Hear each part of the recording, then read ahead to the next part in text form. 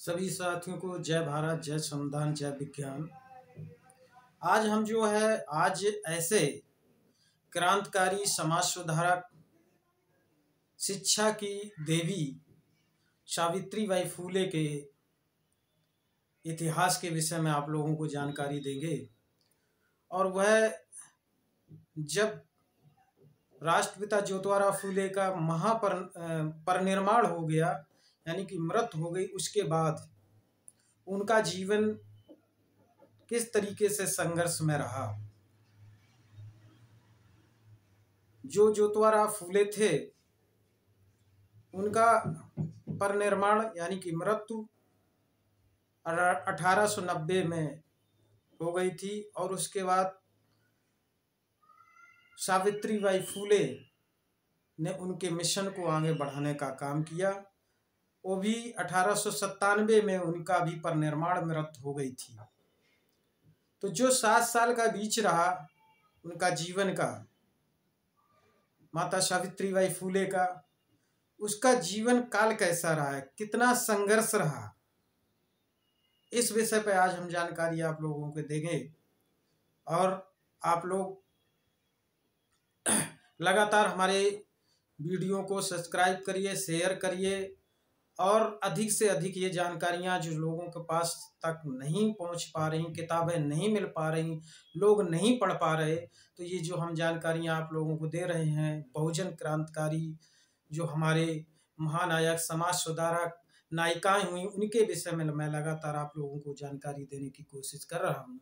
तो आज हम जो सावित्रीबाई फूले, जिन्होंने प्रथम 1848 में स्कूल खोला और आज भारत में उनकी ही देन है जो महिलाओं का शिक्षा का अधिकार मिला, शिक्षित हो पा रही हैं, उन्हीं माता सावित्रीबाई फूले की देन है। उसके साथ में फातिमा शेख का भी बहुत बड़ा योगदान रहा और ज्योतिराव फूले ने तो प्रेरणा स्रोत ही हैं। आप लोगों को बता दें कि जब परिनिर्वाण हो गया, मृत्यु हो गई ज्योतिराव फूले की, उस समय वो बड़ा पीड़ित और दुखी भी हुई। और उस समय बड़ा पूरे देश में जब ज्योतिराव का परिनिर्वाण हुआ, पूरे देश में लोग बहुत दुखी हुए। उसके बाद उनका जब अंतिम संस्कार हुआ, बहुत सारे देश के बड़े स्तर के नेता वगैरह और जो समाज सुधारक थे पहुँचे। जब अंतिम समय था ज्योतिराव फूले का, तो उन्होंने सभी लोगों को बताया, क्योंकि उनको 1888 में पहली बार पैरालाइसिस मार गया था, यानी कि फालिस, आधा धड़ जो शरीर का था दाईं तरफ का वो बेकार हो चुका था, काम नहीं करता था।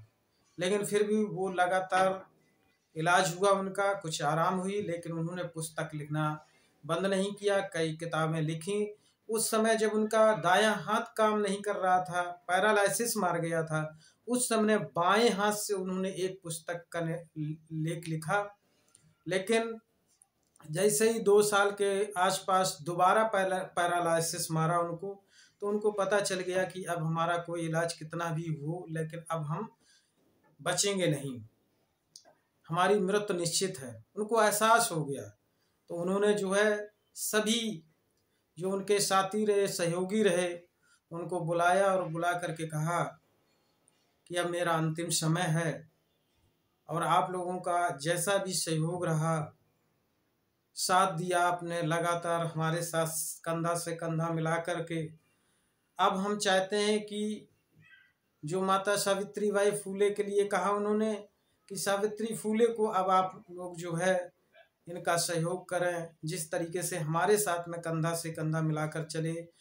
जो बचा हुआ, वैसे मैंने अपना जीवन में जो मेरा कार्य रहा या लक्ष्य रहा, उसको मैं लगभग पूरा किया है। अब आप लोगों के कंधे पे जिम्मेदारी है कि इसको जो हमारा संघर्ष रहा, जो मिशन रहा, उस मिशन को आप लोग बढ़ाने का काम करें। तो उनके जो जितने भी साथी थे दुखी हो गए, रोने लगे। तो उन्होंने समझाया कि इस संसार में जो भी आया है उसकी मृत्यु निश्चित है, हमारे पुरखे आए, वो चले गए, आज मेरा समय है, आपका भी समय आएगा, इसलिए रोने से नहीं, जो मेरा मिशन है शिक्षा के क्षेत्र में, अन्य बहुत सारे उनके स्वास्थ्य के क्षेत्र में बाल विवाह के क्षेत्र में, अंधविश्वास पाखंड के क्षेत्र में, और उन्होंने विधवाओं के लिए जो बाल मुंडन करवाते थे, अंधविश्वास पाखंड, उस पर रोक लगाई थी। बाल विवाह पर उन्होंने बहुत बड़े पर संघर्ष किया। अनाथशाला उन्होंने खुलवाए, अनाथ बच्चों को उन्होंने गोद लिया और रखा। तो कहीं ना कहीं बहुत बड़ा उनका इस भारत में संघर्ष रहा, जीवन रहा। इसीलिए बाबा साहब अम्बेडकर साहब ज्योतिराव फूले को अपना गुरु मानते थे, क्योंकि उन्होंने जो एक प्रेरणा सूत्र बाबा साहब अम्बेडकर के बने। मैंने कई पुस्तकें पढ़ी हैं, जहाँ तक जो संविधान में आज संरक्षित भी बाबा साहब ने उनकी विचारधारा को रखा है। मैं अभी आपको बताऊंगा, आप लोगों को जानकारी दूंगा कि एक पुस्तक में जो पढ़ रहा हूँ उसमें उन्होंने उस समय लिख डाला था बहुत सारी चीजें जो आज संविधान में देखने को मिल रही हैं। तो ये जीवन उनका संघर्ष, अंतिम समय में वो लगातार अपनी यही विचारों पर उनके साथियों और माता सावित्री बाई को और अपने साथियों को बहुत उन्होंने हताश नहीं किया, उत्साहित करते हुए कहा कि इस मिशन को जब तक जीवन है और आगे बढ़ाते रहिए, और आने वाले हमारा जो दत्तक मतलब पुत्र था गोद लिया हुआ, उस पुत्र के बड़ा हो जाएगा, क्योंकि उस समय छोटा था, उसकी अगुवाई में आप लोग काम करें। और निर्माण हो गया। माता सावित्रीबाई फूले समाज सेवा में लगी रहीं और कई कार्यक्रमों में वो जाकर लोगों को जागरूक करती रही शिक्षा के क्षेत्र में। आप लोगों को पता हो कि उन्होंने, माता सावित्रीबाई फूले ने 18 स्कूल उन्होंने खोले थे। लगभग 1852 के आसपास उनके 18 स्कूल हो चुके थे, खोल लिए थे।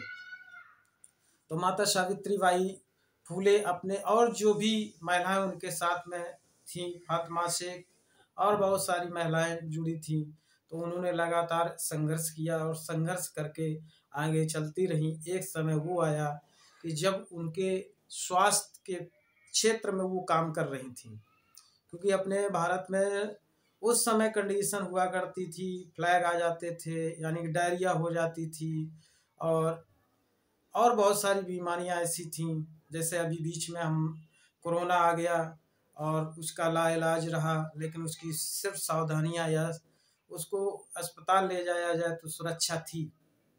इसी तरीके से पहले भी कई बीमारियां हुआ करती थी, लोगों को आ जाती थी। तो हमारे भारत में स्वास्थ्य और शिक्षा का तो कोई पहले अस्तित्व ही नहीं था, क्योंकि हम यहाँ की जो पाखंडीवादी लोग रहे हैं, कहीं ना कहीं इस पर उन्होंने ध्यान नहीं दिया है। तो इसलिए जब उन्होंने इस पर बात रखी कि स्वास्थ्य के विषय में, कि स्वास्थ्य, उसी समय एक बीमारी आई जिसे आज हम लोग डायरिया कहते हैं, उस तरीके से बीमारी आई। तो उन्होंने गांव-गांव जाकर जिस घर में देखती थीं कि कोई बीमार है या बीमार पड़ा है, उसको ले जा कर के अस्पताल में ले जाती थी और उसका पूरा सहयोग करती थी, मदद करती थी। तो उन्होंने बहुत मेहनत कर रही थी। उसी समय उनको भी वो बीमारी लग गई और वो भी उस बीमारी से पीड़ित हो गई और उनकी मृत्यु हो गई। उनकी 1897 में मृत्यु हुई थी, परिनिर्वाण हुआ था। तो उनका जीवन काल जो रहा, वो कविता भी बहुत अच्छी लिखती थी। कविता लिखने में कई कविताएं उन्होंने लिखी हैं, अभी आपको हम सुनाएंगे कुछ कविताएं उनकी। एक बार, और इंग्लिश भी बहुत अच्छा बोल लेती थी, इंग्लिश अच्छा पढ़ाती भी थी। एक बार क्या हुआ कि स्कूल में वो पढ़ा रही थी, तो उसी समय अंग्रेज एक आए। तो उन्होंने, बच्चियां पढ़ रही थी, जो बच्चे थे पढ़ रही थी, वो पढ़ा रही थी, बहुत अच्छे ढंग से पढ़ा रही थी, तो इंग्लिश भी पढ़ा रही थी। तो वो अंग्रेज बड़ा प्रभावित हुए और उन्होंने देखा कि एक महिला इतना अच्छा इंग्लिश पढ़ा रही है।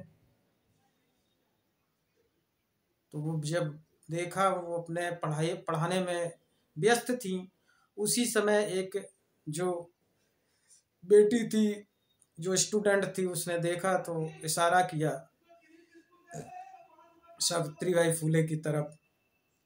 तो उन्होंने उनको बुलाया और बुलाकर उस अंग्रेज ने इतनी उनकी तारीफ़ी की थी, फिर उससे उनसे बात की तो वो एक साफ और स्पष्ट इंग्लिश जो बोल रही थी उसके साथ में, तो वो बहुत प्रभावित हुआ कि एक महिला इतना अच्छा इंग्लिश बोल रही है और इतने अच्छे शब्दों का चयन करके, बहुत प्रभावित हुआ। तो उनकी इंग्लिश भी बहुत अच्छी थी, पढ़ाती थी। कई उनके साथ ऐसी संघर्षशील घटनाएं भी रही हैं, आप लोगों को शायद जीवन का हमने कई कार्यक्रम बोला भी है, क्योंकि कार्यक्रमों में मंच पे बोलने से लंबा समय सारी जानकारी नहीं दी जा सकती एक महापुरुष की, क्योंकि उसमें बहुत सारी, तो मैं लगातार वीडियो इसलिए डाल रहा हूँ कि सारे महापुरुष जो भारत के बहुजन हुए हैं उनको मैं वीडियो के माध्यम से 20-20 मिनट या 25 मिनट 30 मिनट के माध्यम से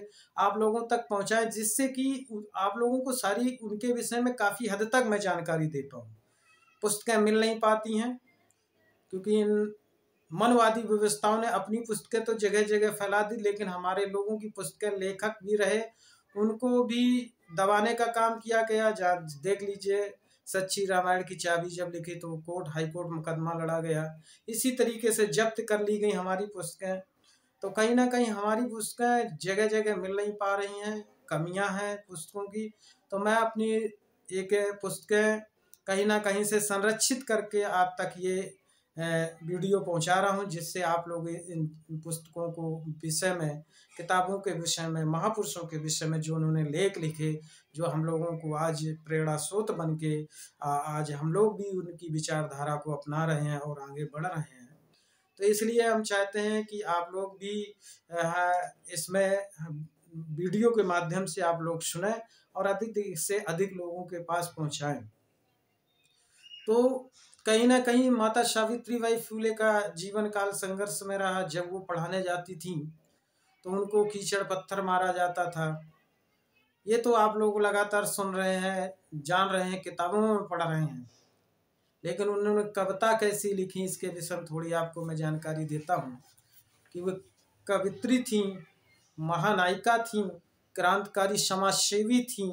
उन्होंने जीवन में बड़ा अच्छा जो संघर्ष रहा अभी तक, तो शायद ही इस भारत में और किसी महिला का रहा हो, लेकिन उनका जीवन शिक्षा के क्षेत्र में या समाज सुधारक के क्षेत्र में बहुत ज़्यादा उनका अच्छा रहा। तो हम आप लोगों को ये बताना चाहेंगे कि उन्होंने एक कविता लिखी थी ज्योतिराव फूले के विषय में। ज्योतिराव फूले के लिए उन्होंने लिखी थी, उसमें लिखा था,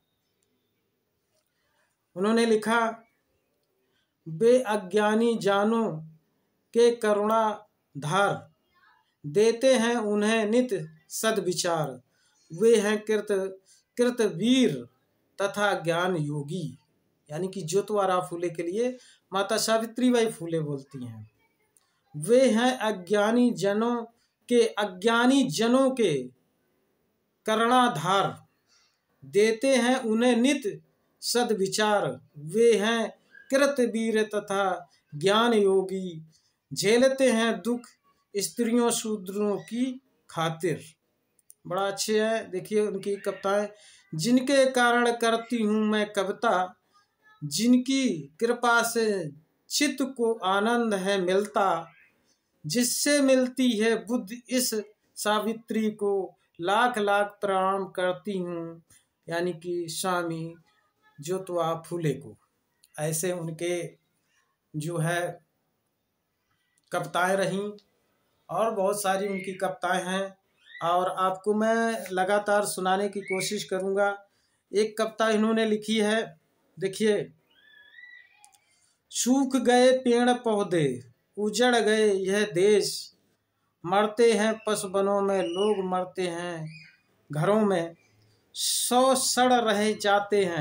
सड़ जाते हैं, उनकी फैलती है दुर्गंध चारों ओर, सूखा है पाप की गत, शूद्र अति शूद्र उसे है भोग भोगते, लेकिन भोजन करके पूरे के पूरे पुण्यवान हैं कहते। देखिए इनकी कविताएं हैं, इनको आप लोग पढ़िएगा। बहुत सारी किताबों में जो है आप अगर चाहे तो खरीद सकते हो, खरीद को पढ़िए। नाना प्रकार की विचित्र कथाएं दिखाकर झूठे पुराण सूक्तियां धर्म कर्म के भयचित सबके सामने हैं प्रस्तुत करते। देखिए उन्होंने पाखंडवाद के लिए बड़ा अच्छा प्रहार किया अपनी कविता में। उन्होंने कहा नाना शूद्रों को अतिशूद्रों को नाना प्रकार के जो है पाखंडवाद में फांस करके इसने पाखंडवाद पर भी बड़ा प्रहार किया है। और नाना प्रकार के जो है पाखंड फैला करके स्त्रियों को और पुरुषों को बेवकूफ़ बनाते हैं और गुमराह करते हैं। ये सारी इन्होंने पाखंडवाद पर जो आप गुलाम गुरी पुस्तक है उसमें पढ़िएगा। और जो मैं पुस्तक आपको आज दिखा रहा हूँ सामाजिक क्रांति अग्रदूत ज्योतिराव फूले, ये जो मैं पुस्तक दिखा रहा हूँ आपको, ये पुस्तक है, इधर से देखिए जी। यानी कि सामाजिक क्रांति के अग्रदूत ज्योतिराव फूले, इसमें आपको बहुत सारी चीज़ें मिलेंगी। आप इसको भी बहुत अच्छे से पढ़िए। और बाबा साहब अम्बेडकर साहब इसीलिए ज्योतिराव फूले को अपना सामाजिक और राजनीतिक गुरु मानते थे। और इसमें राजनीति में और इन्होंने ज्योतिराव फूले ने, मैंने आप लोगों को बताया था कि इन्होंने जो है ज्योतिराव फूले ने संविधान जो आज बाबा साहब अम्बेडकर साहब ने लिखा है उसके विषय में जहाँ तक बहुत सारी चीज़ें मैंने अभी पढ़ी हैं इस पुस्तक में तो वो मिलती हैं। मैं आप लोगों को अगले वीडियो में इसके विषय में बताऊंगा क्योंकि ये वीडियो बड़ा हो जाएगा। और मैं अगले विषय में बताऊंगा कि ज्योतिराव फूले ने संविधान से पहले जो है बहुत सारी चीज़ें आज जो हम संविधान में पढ़ रहे हैं वो आप पुस्तक में लिखी और उसके विषय में जानकारी आप लोगों को देने की कोशिश करूँगा। तो मैं चाहता हूँ सभी साथियों से बहुजन भारत के बहुजनों जागो सशक्त हो और अपनी इतिहास को पढ़ो। इतिहास इसलिए पढ़ना बहुत ज़रूरी है जिससे कि हमारे जो समाज सुधारक रहे, क्रांतिकारी महापुरुष रहे, उन्होंने जो हमें आज गुलामी से मुक्त कराया है। फिर भी अभी हम पूरे नहीं हैं क्योंकि लड़ाई जारी है। उस लड़ाई में सबका कहीं ना कहीं सहयोग होना चाहिए। तो मैं आप लोगों के हिस्से की लड़ाई के लिए इतना ही कहता हूं कि हमारे जितना यूट्यूब चैनल है जो कमलेश कुशवाहा 563 के नाम से, उसके जितने भी वीडियो हैं आप लोग अधिक से अधिक शेयर करें और चैनल को अपने साथियों से कह करके सब्सक्राइब कराएं, जिससे कि ये जो मिशन या हम महापुरुषों को पढ़ रहे हैं इससे प्रेरणा से मुझे लगा कि सोशल मीडिया के माध्यम से मैं अधिक से अधिक लोगों के पास पहुंच सकता हूं। तो मैं चाहता हूं कि आप लोग अधिक से अधिक पहुंचाने का काम करें। इसमें हमारे बहुजन और हम सबका जो उत्थान है और हम लोग इसी तरीके से आगे बढ़ सकते हैं। तो मैं चाहता हूं कि बहुजन साथियों अपना चैनल है इसको बना के आगे बढ़ा के और इसको बचा करके आपको रखना है। इसीलिए इसी के साथ सभी बहुजनों को नमो बुद्धाय, जय भीम, जय संविधान, जय शोक सम्राट, जय विज्ञान, जय भारत।